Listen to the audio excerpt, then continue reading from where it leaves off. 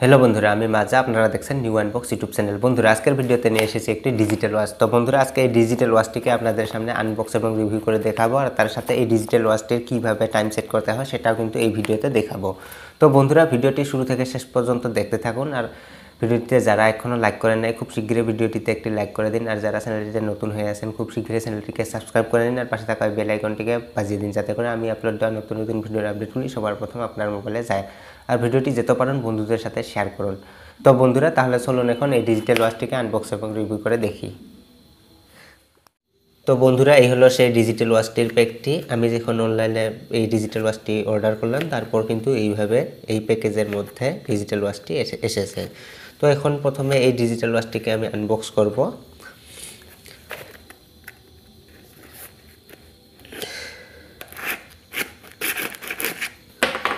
তো বন্ধুরা এই দেখুন আমি ডিজিটাল ওয়াচটির এই সিলটি খুলে দিলাম। তারপর দেখুন বন্ধুরা এই দেখুন বন্ধুরা এই ডিজিটাল ওয়াচটি কিন্তু এখানে এসেছে। এইভাবে আরেকটি প্লাস্টিক প্যাকেটের মধ্যে কিন্তু এইভাবে এসেছে, আর এখানে একটি রবার মেরানো আছে। তো বন্ধুরা এই দেখুন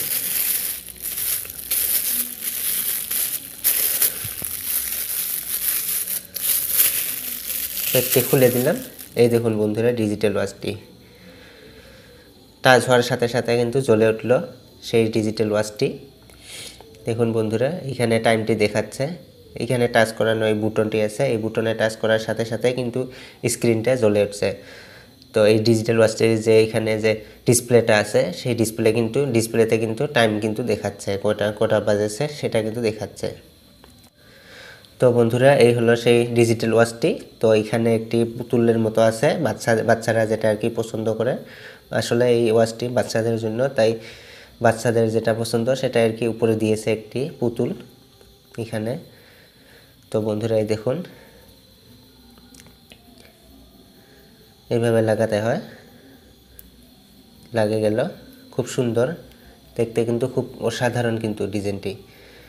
তো বন্ধুরা এবার আমি এই ডিজিটাল ওয়াচটির টাইম সেট করে দেখাবো কিভাবে টাইম সেট করতে হয়। তো বন্ধুরা টাইম সেট করার জন্য এই ডিসপ্লে থাকা এই বুটনটিতে টাচ করবেন, তারপর এইভাবে জ্বলে উঠবে। তারপর কি করবেন, এখানে এই বুটনটিতে লং প্রেস করে ধরতে হবে। ধরুন 5 সেকেন্ডের মতো ধরবেন। তারপর এখানে পি লেখা দেখাচ্ছে, এই পি লেখা দেখানোর পর এখানে এক এক করে এই বুটনটিতে টাচ করবেন। দেখুন বন্ধুরা এখানে টাইম কিন্তু দেখাচ্ছে 9, 10, 11, 12 এইভাবে কিন্তু টাইম, যে ঘন্টার কাটা থাকে না, ঠিক ওই 1 ঘন্টা 2 ঘন্টা 1 2 করে কিন্তু টাইমটা কিন্তু ঠিক করে যাচ্ছে। এখন আমি কটা বাজে, এখন 7টা। তো 7টাতে রাখবো আমি। 11, 12, 1, 2, 3, 4, 5, 6, 7।